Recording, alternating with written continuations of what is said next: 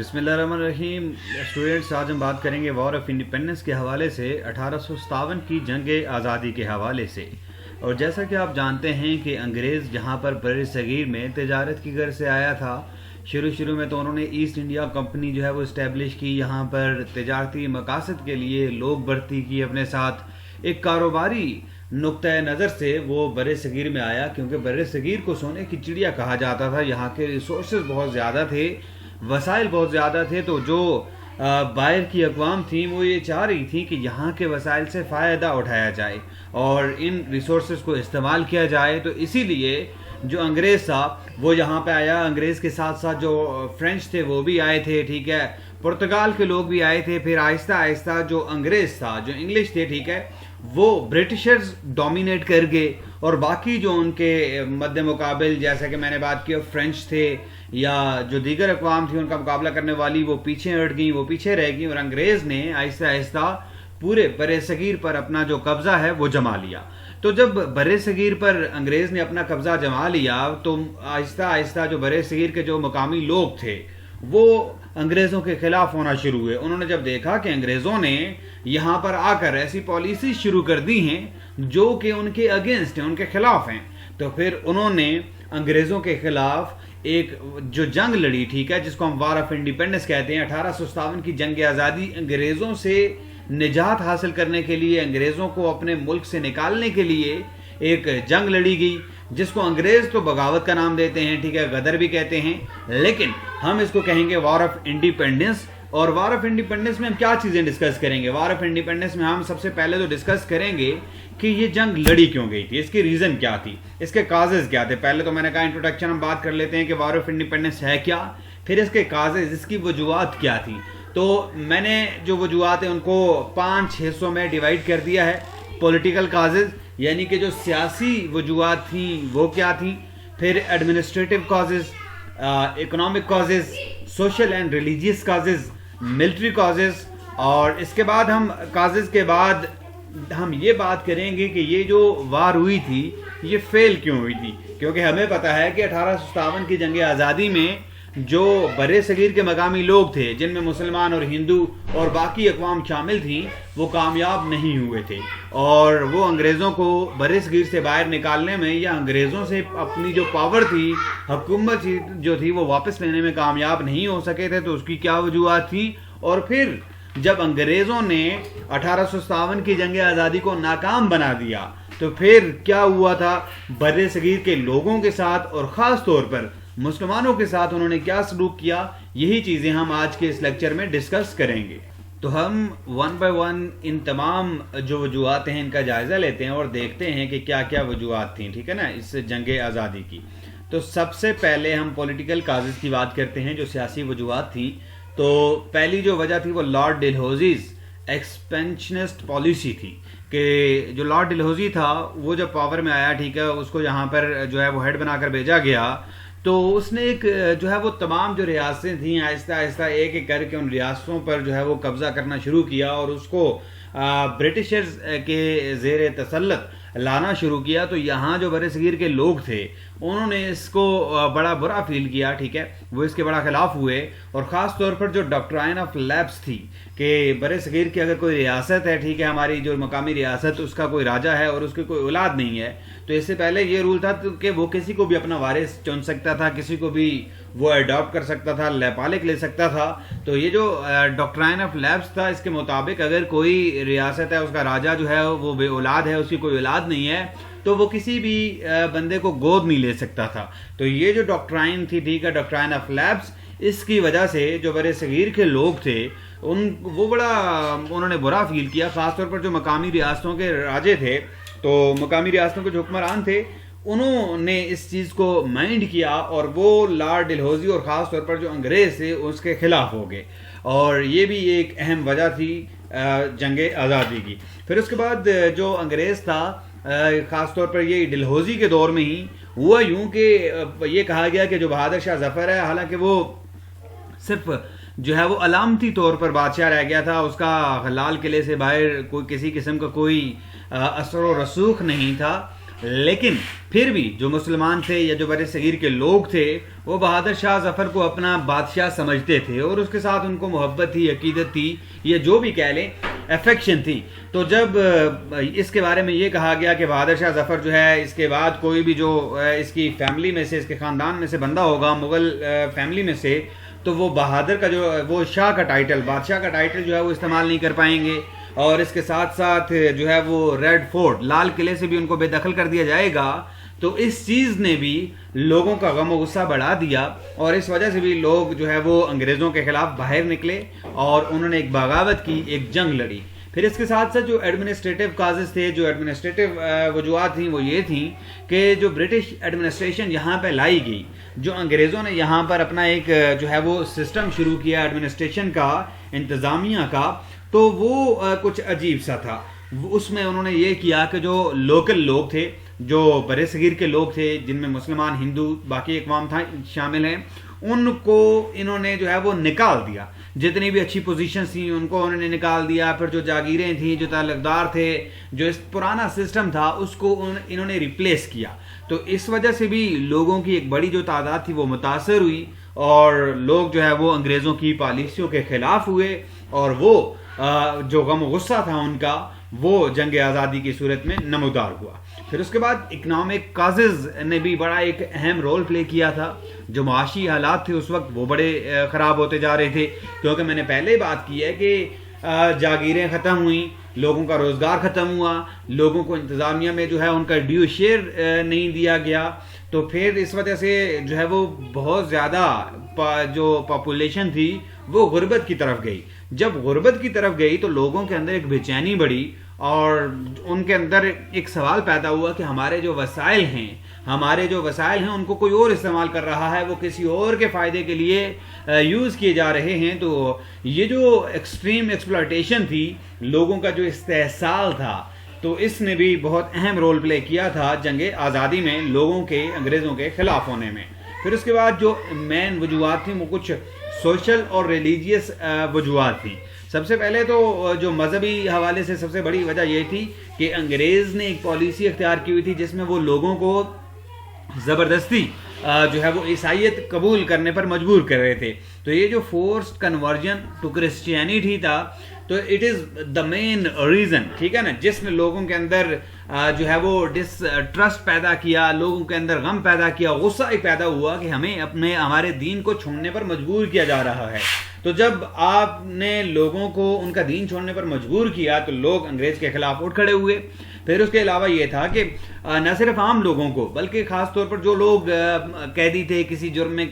Jail چلے جاتے, تو ان کو بھی یہ کہا جاتا کہ ان کو یہ لالچ دیا جاتا کہ اگر وہ جو ہے وہ اپنا مذہب چھوڑ کر جائیں گے, ٹھیک ہے, تو پھر مذہب اپنا چھوڑ کر عیسائیت قبول کریں گے تو ان کو فائدہ ہوگا, ان کو ان کی سزا معاف کر دی جائے گی, ان کو فائنینشیل جو ہے وہ جو ہے بینیفٹ ملے گا. تو یہ جو وجوہات تھیں انہوں نے بھی بڑا اہم رول پلے کیا تھا. پھر ہاسپٹلز ریگولیشن, انگریزوں نے ایک رول بنایا تھا کہ جو ہے وہ لا بنا دیا تھا کہ آرڈر دیا تھا کہ جتنے بھی مقامی لوگ طبیب ہیں, حکیم ہیں یا جو پریکٹیشنرز ہیں, ٹھیک ہے, جو مقامی طور پر اپنے طور پر جو علاج معالجہ کر رہے ہیں, تو اس کو ختم کر کے ایک بڑا اسپتال انہوں نے بنایا کہ لوگ وہاں پر علاج کریں. تو یہ جو ہاسپٹل ریگولیشن تھا اس کی وجہ سے بھی لوگوں نے اس کو اپنے خلاف جانا, کیونکہ اویئرنیس نہیں تھی, لوگوں کو آئیڈیا نہیں تھا, تو لوگوں نے اس کو اپنے پردے کے خلاف, اپنی رسومات کے خلاف, اپنے عقائد کے خلاف اس کو جانا اور ان کے ذہن میں انگریز کے خلاف غم اور غصہ پیدا ہوا, ٹھیک ہے, جو بڑھتا گیا اور پھر جنگ آزادی کے طور پر سامنے آیا. پھر جو یتیم تھے, ٹھیک ہے, آرفنز کنورژن, یتیموں کو انگریز جو ہے وہ لے لیتے اور پھر ان کو عیسائی بنا دیتے. اسی طرح جو عیسائی مشنری تھے ان کا رول جو تھا اس کو بھی دیکھ کر لوگ جو ہے وہ انگریز کے خلاف ہوئے. پھر کمپنیز نے کچھ ایسے لاز پیش کیے کہ جو لوگوں کی بہتری کے لیے تھے لیکن لوگوں نے ان کو اپنے خلاف لیا. مثال کے طور پر جو ستی کی رسم تھی کہ اگر کسی ہندو مذہب میں یہ تھا کہ اگر کوئی کسی عورت کا شوہر مر جاتا ہے تو وہ ساتھ میں عورت بھی اس کی چتا کے ساتھ جل مرتی تھی, تو ستی کی رسم کا خاتمہ کیا گیا. تو اس کو بھی جو ہے وہ ہندوؤں نے جو ہے وہ اپنے خلاف سمجھا. پھر اسی طرح سے یہ تھا کہ اگر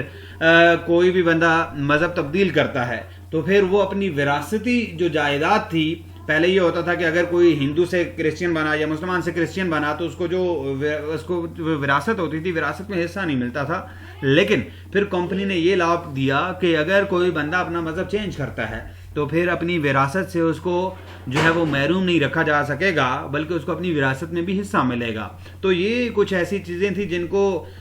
لوگوں نے اپنے خلاف سمجھا، اور اس وجہ سے لوگ جو ہے وہ کمپنی کے خلاف ہوئے، برٹشرز کے خلاف ہوئے، اور جنگ آزادی میں انہوں نے پارٹیسپیٹ کیا. پھر جو ملٹری کازز تھے، ٹھیک ہے، جو فوجی وجوہات تھیں، تو ان میں یہ تھا کہ جو فوج تھی تو اس میں لو سیلریز، جو سیلریز تھیں فوجیوں کی وہ بہت کم تھیں، ٹھیک ہے. پھر سولجرز ڈیپریویشن، جو سولجرز تھے ان کو جو بنیادی ضروریات تھیں وہ پوری نہیں کی جا رہی تھیں. پھر ایک ایسا لا پیش کیا گیا کہ جو انڈین سولجرز سے ان کو جو فری پوسٹیج کی سہولت تھی وہ بھی ختم کر دی گئی. تو اس وجہ سے جو فوجی تھے ان کے اندر ایک احساس محرومی پیدا ہوا. پھر انڈین جو سولجرز تھے اور ان کے مقابلے میں جو برٹش سولجرز تھے ان کے درمیان بڑا فرق رکھا جا رہا تھا کہ جو برٹش سولجرز تھے، انگریز جو تھے ان کو زیادہ وہ پے دیتے تھے، جو ہمارے انڈین فوجی تھے تو ان کو سیلری کم ملتی تھی. تو یہ بھی ایک اہم وجہ تھی، سیلریز کم مل رہی تھیں، ان کو جو بنیادی سہولیات تھیں ان کی محرومی تھی. اور اس کے ساتھ ساتھ جو زیادہ تر سولجر سے بنگال آرمی میں ان کا تعلق اودھ سے تھا، ٹھیک ہے، تو اودھ سے. اور جب اودھ کو برٹش ٹیریٹری میں شامل کیا گیا تو انہوں نے اس چیز کو بڑا برا سمجھا، اور وہ پھر ایک احساس محرومی ان کے اندر پیدا ہوا اور وہ انگریز کے خلاف ہوئے. اور اس کے ساتھ ساتھ جتنے بھی مسلمان اور سکھ فوجی جو بھرتی کیے جاتے تھے تو بھرتی کرتے وقت جو ہے وہ ان کو یہ کہا گیا جاتا تھا، ان کو یہ ایشورٹی دی جاتی تھی کہ وہ اپنے بال اور جو داڑھی وغیرہ ہے اس کو رکھ سکتے ہیں، ٹھیک ہے نا. ان کو داڑھی یا بال منڈوانے کا نہیں کہا جائے گا، لیکن بعد میں جو ہے وہ ان کو یہ کہا جاتا کہ آپ اپنی داڑھی بھی صاف کریں، اپنے بال بھی صاف کریں. تو پھر جب وہ آرڈر ریفیوز کر دیتے تو اس وجہ سے بھی معاملات جو تھے وہ خراب ہوتے تھے، ان کو نکال دیا جاتا تھا. تو یہ بھی بڑی وجوہات تھیں لوگوں کے اندر ایک بے چینی کا احساس پیدا کرنے میں. اور اس کے ساتھ ساتھ یہ بھی ہوا تھا کہ جو سویلینز تھے ان کے ساتھ ساتھ جو فوجی تھے وہ بھی یہ چیز فیل کر رہے تھے کہ یہ ہمارے کلچر کو، ہمارے مذہب کو جو ہے وہ تباہ کر رہا ہے. جو انگریز ہے، جو کمپنی ہے، اس کے رولز، اس کے ریگولیشنز جو ہیں وہ ہمارے کلچر کو، ہمارے ریلیجن کو، ہمارے علاقے کو تباہ کر رہے ہیں، تباہی کی طرف لے کے جا رہے ہیں. تو اس وجہ سے بھی جو ملٹری تھی، جو فوجی تھے، ان کے اندر بھی انگریز کے خلاف غم میں غصہ پیدا ہوا. پھر اس کے بعد یہ بھی تھا کہ جو مین اسی وقت ایک بات چلی تھی انفیلڈ رائفلز کی، کہ جو کارتوس دیے گئے، ٹھیک ہے، جو امیجیٹ کاز بنا تھا، جو کارتوس ان کو استعمال کرنے کے لیے دیے گئے، تو اس کے بارے میں ایک افواہ چل رہی تھی کیونکہ یہ جو نئے کارتوس دیے گئے تھے تو ان کو جب آپ کرتے ہیں دانت کے ساتھ آپ نے اس کو پہلے اتارنی ہوتی تھی اس کے اوپر سے. تو انگریز ایک افواہ یہ چلی کہ ہندوؤں میں یہ افواہ چلی کہ اس کے اوپر گائے کی چربی، اور مسلمانوں کو یہ کہا گیا کہ اس کے اندر سور کی چربی ہے. آپ سور مسلمانوں کے لیے حرام ہے اور آپ سور کی چربی منہ میں لے نہیں سکتے. تو یہ وجہ تھی کہ مسلمانوں نے اس کو استعمال کرنے سے انکار کر دیا. ہندوؤں کے لیے گائے جو مقدس ہے، تو گائے کی چربی کا جب کہا گیا تو ان کے لیے یہ قابل قبول نہیں تھا کیونکہ وہ گائے کو اپنی ماں سمجھتے ہیں. تو یہ جو چیزیں تھیں یہ اس وقت امیجیٹ کاز بنا، ٹھیک ہے نا. تو جب یہ 1856 میں، ٹھیک ہے نا، گورنمنٹ آف انڈیا نے جو ہے وہ انٹروڈیوس کی تھی انفیلڈ جو ہے رائفل، اور اس کا یہ تھا کہ اس کی وجہ سے فوراً یہ جو ایک ڈسکانٹینٹ تھا وہ ابھر کر سامنے آیا، اور جو فوجی تھے انہوں نے یہ رائفلز، یہ کارتوس استعمال کرنے سے انکار کر دیا. اور جب انکار کر دیا تو پھر ان کے خلاف جب کارروائی کی گئی تو ان کو قید کر دیا گیا. ان کو چھڑانے کے لیے ان کے ہی ساتھی سامنے آئے اور اس وجہ سے ایک جنگ جو ہے وہ چھڑ گئی تھی. یہ امیجیٹ کاز تھا، ٹھیک ہے نا. فوراً اگر ہم بات کریں تو یہ امیجیٹ کاز تھا، لیکن اس کے پیچھے بہت ساری وجوہات تھیں، اور وہ وجوہات میں نے جیسے پہلے بات کی پولیٹیکل ریزنز تھیں، سوشل اینڈ ریلیجیس ریزنز تھیں، اکنامک ریزنز تھیں، اور اس کے ساتھ ساتھ یہ جو ملٹری ریزن جن کی ہم بات کر رہے ہیں یہ بھی شامل ہیں. اب ہم آتے ہیں کہ جنگ تو چھڑ گئی، جو ہے وہ پورے بر صغیر میں مختلف جگہوں کے اوپر لوگ میدان میں نکل آئے، فوجیوں نے بغاوت کر دی، لوگوں نے انگریزوں کے خلاف ایک بغاوت کر دی، لیکن آخر کار ہوا یوں کہ انگریز اس بغاوت پر قابو پانے میں کامیاب ہو گئے، اور ایٹ دا اینڈ ہوا یوں کہ اس بغاوت کو کچل دیا گیا، اور انگریزوں نے اس جنگ آزادی کو جو 1857 میں لڑی گئی اس کو ناکام بنا دیا۔ اب اس کے ناکام ہونے کی کیا وجوہات تھیں؟ Causes of failure of war of independence 1857، ان وجوہات کو ہم ون بائی ون جو ہے وہ ڈسکس کرتے ہیں۔ سب سے پہلے تو ہم بات کرتے ہیں لمیٹڈ ایریا آف وار، یہ آر لکھا ہوا ایریا ہے، لمیٹڈ ایریا آف وار، کہ جو وار تھی اس کا ایریا بہت لمیٹڈ تھا، تھوڑے سے ایریا تک اس وار کو پھیلایا گیا، جس کی وجہ سے انگریزوں کے لیے یہ بہت آسان تھا کہ انہوں نے اس لمیٹڈ ایریا کے اوپر قابو پا لیا، اور وار کا جو تھا ایریا اس کو بڑھنے نہیں دیا۔ اگر پورے بر صغیر میں یہ جنگ ایک ساتھ چھیڑی جاتی اور منظم طریقے کے ساتھ، آرگنائز طریقے کے ساتھ یہ جنگ لڑی جاتی، تو پھر انگریزوں کو بر صغیر سے نکالنا کوئی مشکل کام نہیں تھا۔ لیکن چونکہ کوئی آرگنائز قسم کی کوئی لیڈرشپ نہیں تھی، کوئی اسٹریٹجی نہیں تھی، کوئی حکمت عملی اختیار نہیں کی گئی تھی، ایک چھوٹے سے ایریا میں یہ جو وار تھی وہ لڑی گئی، تو جس کی وجہ سے یہ وار ناکام ہو گئی۔ پھر دوسری جو وجہ تھی اس کے ناکام ہونے کی وہ یہ تھی کہ انگریزوں کے پاس اسلحہ بہترین تھا، ان کے پاس جو جنگی ساز و سامان تھا وہ بہتر تھا، اور جو اس کے مقابلے میں اپوننٹ تھے، جو مخالف پارٹی تھی، تو ان کے پاس کسی قسم کا کوئی خاص اسلحہ نہیں تھا، وہ پرانے جو جنگی سامان تھا کہیں سے لیا کہیں سے ملا، تو اس سے وہ لڑ رہے تھے، تو اس وجہ سے بھی ہماری جو جنگ آزادی تھی وہ ناکام ہو گئی۔ پھر جو نیٹو رولرز تھے، ٹھیک ہے، نیٹو رولرز، ان کی مس گیونگز کی وجہ سے بھی جو وار تھی، وار آف انڈیپینڈنس، وہ ناکام ہوئی ہے، ٹھیک ہے نا۔ بہت سارے جو مقامی جو رولرز تھے، مقامی ریاستوں کے حکمران تھے، تو انہوں نے بجائے اس کے کہ جو جنگ آزادی کے مجاہد ہیں، جنگ آزادی کے لیے لڑنے والوں کا ساتھ دیں، انہوں نے انگریز کا ساتھ دیا تھا۔ جیسا کہ ہم بات کریں اگر کنگ آف نیپال کی، تو انہوں نے انگریز کا ساتھ دیا تھا، ٹھیک ہے، اپنے جتنے بھی فوجی تھے وہ انگریزوں کے ڈسپوزل پہ ڈال دیے تھے۔ پھر اسی طرح سے جو رولر آف پٹیالہ تھا، جنڈ تھا، گوالیار، حیدرآباد وغیرہ، تو ان سب نے انگریز کا ساتھ دیا تھا، ٹھیک ہے نا۔ بجائے اس کے کہ یہ مقامی لوگوں کا ساتھ دیتے انگریزوں کو بر صغیر سے باہر کرنے میں، انہوں نے انگریز کا ساتھ دیا جنگ آزادی ناکام بنانے میں، تو یہ بھی ایک اہم وجہ تھی۔ پھر یہ تھا کہ یہ جو جنگ آزادی تھی، یہ جو ہماری بر صغیر کی انٹیلیجنسیا تھی، اس میں اس نے کوئی اتنی خاص کامیابی حاصل نہیں کی تھی، کوئی خاص جو ہے وہ اس کو پذیرائی نہیں ملی، اور اس وجہ سے بھی جو انٹیلیجنسیا تھی اس نے سپورٹ نہیں کیا اس جنگ کو، بلکہ اس نے انگریز کو سپورٹ کیا۔ تو یہ وجہ بھی جو تھی وہ جو ہے جنگ آزادی کی ناکامی کی ایک اہم وجہ تھی۔ پھر لیکنگ آف اسٹریٹجی، کوئی خاص حکمت عملی اختیار نہیں کی گئی تھی، کہ یہ نہیں کیا گیا تھا کہ ایک ساتھ ہی تمام علاقوں میں جنگ چھیڑی جاتی، اس کو انگریزوں کو مختلف جگہوں پر جو ہے وہ ان کو انگیج رکھا جاتا، تو کسی قسم کی کوئی جو ہے وہ حکمت عملی سے کام نہیں لیا گیا۔ Lacking of strategy is the important cause of failure of war of independence. پھر جو سب سے اہم ترین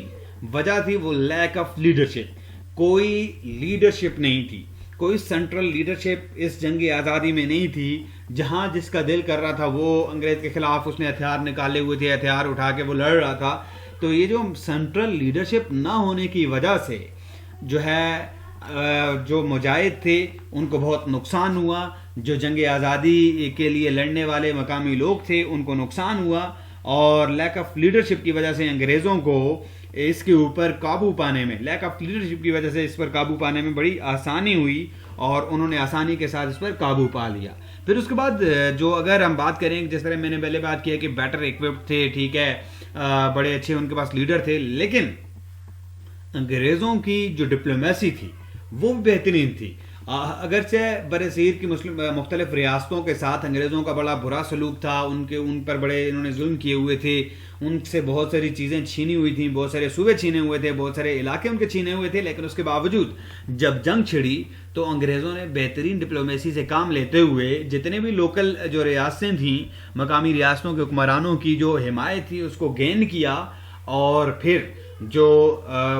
وار آف انڈیپینڈنس والے تھے ان کو جو ہے وہ ناکام بنا دیا. تو ڈپلومیسی از دا مین ریزن. ٹھیک ہے نا. اب مختلف جو انگریزوں کے ملٹری کمانڈر سے ہیولاک، نیل، نکولسن، ہگروز، تو یہ ان کی ڈپلومیٹک سکلز بہت سٹرونگ تھیں، ان کی ڈٹرمینیشن تھی، ٹھیک ہے، ان کی جو اسپرٹ تھی، جو اس وجہ سے انہوں نے جو ہے وہ اس جنگ آزادی کو ناکام بنا دیا، اور انگریزوں نے اپنا جو اس کے اوپر برصغیر کے اوپر ان کا قبضہ تھا اس کو مزید مضبوط بنایا. پھر اس کے بعد جنگ آزادی ناکام ہو گئی، انگریزوں نے جو ہے وہ دوبارہ سے اپنا قبضہ مضبوط کر لیا. جو لوگ اس جنگ آزادی میں آگے تھے، ٹھیک ہے، ان کو مار ڈالا گیا، ان کو ختم کر دیا گیا. تو پھر اس کے آفٹر میتھ کیا ہوا، اس کے بعد کیا چڑھا؟ ٹھیک ہے جی، 1857 کے بعد کے جو حالات ہیں وہ برصغیر کے لیے بہت برے حالات ہیں، کیونکہ اس جنگ کے بعد برصغیر کے مسلمانوں کے ساتھ اور خاص طور پر مسلمانوں کے ساتھ بہت برا سلوک کیا گیا تھا. تو ہم one by one aftermath of the war of independence کو ڈسکس کرتے ہیں. تو سب سے پہلی جو بات ہوئی کہ India comes under the British crown, کہ برصغیر کی جو جنگ آزادی تھی اس کے ناکام ہونے کے بعد کمپنی کے ہاتھوں سے نکل کر جو برصغیر آپ کا برصغیر تھا، ٹھیک ہے، انڈیا جو تھا وہ ڈائریکٹ آ گیا جی برٹش کراؤن کے، ٹھیک ہے نا، زیر اثر. 1 نومبر 1858 میں، ٹھیک ہے، 1 نومبر 1858 میں ایک دربار منعقد ہوا، ٹھیک ہے، لارڈ کیننگ نے الہ آباد میں، اور اس میں یہ جو ہے وہ ڈکلیئر کیا گیا کہ جو گورنمنٹ آف انڈیا ہے وہ جو ہے وہ برٹش کراؤن ایزیوم کرے گا، ٹھیک ہے نا. اور اسی موقع کے اوپر جو ہے وہ یہ اعلان کیا گیا کہ اب جو برصغیر ہوگا وہ ڈائریکٹ جو برطانیہ ہے اس کے زیر اثر آئے گا. تو یہ پہلی چینج آئی برصغیر کے اندر 1857 کی جنگ آزادی کی ناکامی کے بعد. پھر جو تھی وہ پالیسی آف ٹیریٹریل ایکسٹینشن، اس کو ختم کر دیا گیا کہ مزید جو علاقے ہیں اس کو اس کے اندر جو ہے وہ برٹشرز کے زیر اثر نہیں لایا جائے گا، اس کو ایبالش کر دیا گیا. پھر جو انڈین آرمی تھی اس کی سٹرکچر کو بھی چینج کیا گیا، کیونکہ یہ جو جنگ چھڑی تھی اس میں انگریز نے دیکھ لیا تھا کہ جو تھے انڈین وہ زیادہ تھے اور جو انگریز فوجی تھے وہ کم تھے. تو اس سے بھی بڑا مسئلہ ان کو ہوا، تو انہوں نے یہ کیا کہ جو سٹرکچر تھی اس کو انہوں نے چینج کیا، ٹھیک ہے نا. اور سب سے جو پہلی بات یہ تھی کہ انہوں نے یہ کیا کہ جو پروپورشن تھا اس انڈین سولجرز کا برٹش سولجرز کے مقابلے میں اس کو کم کیا، ٹھیک ہے، اور برٹش سولجرز انہوں نے بڑھا دیے، اور برٹش جو سولجرز تھے ان کو بہتر ہتھیار دیے. اور دوسری بات انہوں نے یہ کی تھی کہ جو نیٹو کو، ٹھیک ہے، انہوں نے یہ کیا تھا کہ جو نیٹو کاؤنٹر پارٹس تھے اس کے اوپر بھی انہوں نے کام کیا کہ مختلف علاقوں کی جو فوجیں تھیں، ٹھیک ہے، وہ انہوں نے بنائیں، ٹھیک ہے، اور مختلف قسم کے انہوں نے فوج کے اندر اصلاحات کی. تو پوری جو سٹرکچر تھی انڈین آرمی کی اس کو انہوں نے چینج کر دیا. پھر اس کے بعد انڈین سول سروس ایکٹ 1861 میں نافذ کیا گیا، اور اس انڈین سول سروس ایکٹ کے تحت بھی کافی ساری جو چینجز تھیں وہ لائی گئیں. پھر جو خاص طور پر برصغیر کی جنگ آزادی کے بعد جو مین یہ ہوا تھا کہ بٹرنس بہت زیادہ بڑھ گئی تھی، اسکیلیشن آف بٹرنس، کہ جو مقامی لوگ تھے اور جو انگریز تھا ان کے درمیان ایک بد اعتمادی پیدا ہوئی، اور مقامی لوگوں کے اوپر بہت زیادہ ظلم کیا گیا. اور خاص طور پر ہندوؤں نے چونکہ یہ یقین دلایا انگریزوں کو کہ یہ جو جنگ ہے اس کے رسپانسبل مسلمان ہیں. مسلمانوں نے یہ جنگ انگریزوں کے خلاف لڑی، کیونکہ مسلمانوں کے دلوں میں گرجز تھے انگریزوں کے خلاف، کیونکہ انگریزوں نے مسلمانوں سے حکومت چھینی تھی. اس لیے یہ جو جنگ تھی اس کے سول رسپانسبل جو ہے وہ مسلمز ہیں. تو مسلمانوں کے خلاف بہت زیادہ ظلم کیا گیا، بہت زیادہ ان کے اوپر جو ہے وہ ایٹراسٹیز کی گئیں. تو اس وجہ سے ہم یہ کہہ سکتے ہیں کہ بڑے برے حالات ہوئے مسلمانوں کے 1857 کی جنگ آزادی کے بعد. پھر اکنامک ایکسپلائٹیشن کے حوالے سے اگر بات کریں ہم تو جتنا بھی اس میں نقصان ہوا تھا، جتنا بھی جنگ کا خرچہ ہوا تھا، جتنی بھی تباہی ہوئی تھی، تو یہ ساری بھی انگریزوں نے بر صغیر کے اوپر ڈالی، اور بر صغیر کے ہی خزانے سے اس کے لیے جو ہے وہ پیسے نکالے گئے کہ یہی پورے کرے گا اس جنگ کا خرچہ بھی اور کمپنسیٹ کرے گا۔ پھر انگریزوں نے ایک پالیسی اڈاپٹ کی، policy of divide and rule, کہ لوگوں کو ڈیوائڈ کر کے انہوں نے حکمرانی کی کہ یہ آپس میں لڑا کے ان کو کہ لوگوں کو جب آپ ڈیوائڈ کریں گے تو پھر آپ رول بھی آسانی سے کریں گے، اور اگر لوگ متحد ہوئے مقامی لوگ تو پھر وہ آپ کو جو ہے وہ رول نہیں کرنے دیں گے، وہ آپ کے خلاف کھڑے ہو جائیں گے۔ تو پھر انہوں نے ایک پالیسی جو ہے وہ ڈیوائڈ اینڈ رول کی اپنائی۔ پھر ٹائرنی اگینسٹ مسلمس، پہلے میں بات کر چکا ہوں کہ مسلمانوں کے خلاف اس جنگ کے بعد ظلم و ستم کا ایک نیا باب رقم کیا گیا۔ مسلمانوں کے خاص طور پر جو مغل جو بادشاہ تھا اس کے بیٹوں کو اس کے سامنے اس کا سر قلم کیا گیا۔ جو مغل خاندان تھا، جو شاہی خاندان تھا، اس کو جو ہے وہ رنگون جلا وطن کر دیا گیا۔ اور اسی پر مغل بادشاہ جو آخری مغل بادشاہ تھا بہادر شاہ ظفر، اس نے یہ بھی کہا تھا کہ کتنا بد نصیب ہوں میں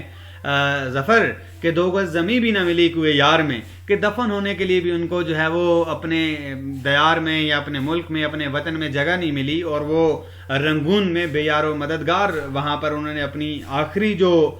زندگی کے آخری جو دن تھے وہ قسم پرسی کی حالت میں گزارے، اور وہاں پر وہ جو ہے وہ دفن بھی ہوئے۔ اور اس کے ساتھ ساتھ جو علماء تھے ان کے خلاف جو ہے وہ بہت زیادہ کارروائیاں کی گئیں، مسلمانوں کے جو مدارس تھے ان کو تباہ کر دیا گیا، مسلمانوں کی جو املاک تھیں ان کو نظر آتش کر دیا گیا، مسلمانوں کو جو ہے وہ نوکریوں سے نکال دیا گیا، اور وہ مسلمان جو کچھ عرصہ پہلے تک اچھے خاصے کھاتے پیتے خاندانوں سے تعلق رکھتے تھے، ان کے خاندانوں کو تہ تیگ کر دیا گیا۔ تو بہت سارا جو ہے وہ نقصان اٹھانا پڑا مسلمانوں کو جنگ آزادی کی ناکامی کے نتیجے میں۔ تو ہم نے جو چیزیں ڈسکس کی ہیں آج کے لیکچر میں، سب سے پہلے ہم نے جنگ آزادی کی وجوہات کہ جنگ آزادی شروع کیوں کی گئی تھی، پھر جنگ آزادی کا نتیجہ کیا نکلا، تو ظاہر نتیجہ ناکامی کا نکلا، ٹھیک ہے۔ پھر اس کے فیل ہونے کی وجوہات کہ جنگ آزادی ناکام کیوں ہوئی تھی، یہ ہم نے ڈسکس کیا۔ اور اس کے بعد ہم نے یہ ڈسکس کیا کہ جنگ آزادی کی ناکامی کے بعد کیا ہوا تھا، تو وہ ہم نے 1 بائی 1 چیزیں ڈسکس کی تھیں۔ ایک بار پھر میں ڈسکس کر لیتا ہوں یہ چیزیں، ٹھیک ہے۔ سب سے پہلے میں ایک اوور ویو آپ کو دے دیتا ہوں کہ ہم نے جو ہے وہ کازز کی بات کی۔ کازز میں ہم نے ڈیوائڈ کیا، political causes, administrative causes, economic causes, social and religious causes اور ملٹری کازز۔ پھر اس کے بعد ہم نے ان کازز کو 1 بائی 1 ڈسکس کیا، ٹھیک ہے۔ پولیٹیکل کازز، پھر اس کے بعد ایڈمنسٹریٹو کازز کو ہم نے ڈسکس کیا، پھر ہم نے اکنامک کازز کو ڈسکس کیا، پھر سوشل اینڈ ریلیجیس کازز کی ہم نے بات کی، 1 بائی 1 ان کو ہم نے ڈسکس کیا۔ پھر اس کے بعد ملٹری کازز کیا تھے، ان کو ہم نے ڈسکس کیا، اور اس کے بعد ہم آگے کازز آف فیلئر کہ یہ جو جنگ تھی یہ فیل کیوں ہوئی تھی۔ تو میں نے بات کی limited area of war, better occupied Britishers, native rulers misgivings, opposition from intelligentsia, lacking of strategy, lack of leadership, diplomacy of English, اور یہ وجوہات تھیں جن کی وجہ سے جو لوکل لوگ تھے بر صغیر کے وہ انگریزوں کو بر صغیر سے باہر نکالنے میں ناکام ہو گئے تھے۔ پھر اس کے بعد جنگ آزادی کی ناکامی کے بعد جو ہے وہ کیا ہوا تھا، انگریزوں کی پالیسی میں کیا چینجز لائی گئیں، جو اہم چیزیں تھیں وہ ہم نے ڈسکس کر لیں، اور اس لیکچر سے یقیناً آپ کو جنگ آزادی کے بارے میں کافی کچھ آئیڈیا ہو گیا ہوگا۔ اور اگر کہیں پہ کوئی پرابلم ہے، آپ یہ دیکھتے ہیں کہ آپ کو سمجھ نہیں آئی یا آپ کو کہیں پہ کسی پوائنٹ پر آپ کو مسئلہ ہو رہا ہے، تو وہ آپ ہمارے ساتھ شیئر کر سکتے ہیں، ہمیں کمنٹس میں بتا سکتے ہیں، ٹھیک ہے، اپنا فیڈ بیک دے سکتے ہیں، اور اس سے اگلا لیکچر لے کر آئیں گے۔ Thank you very much.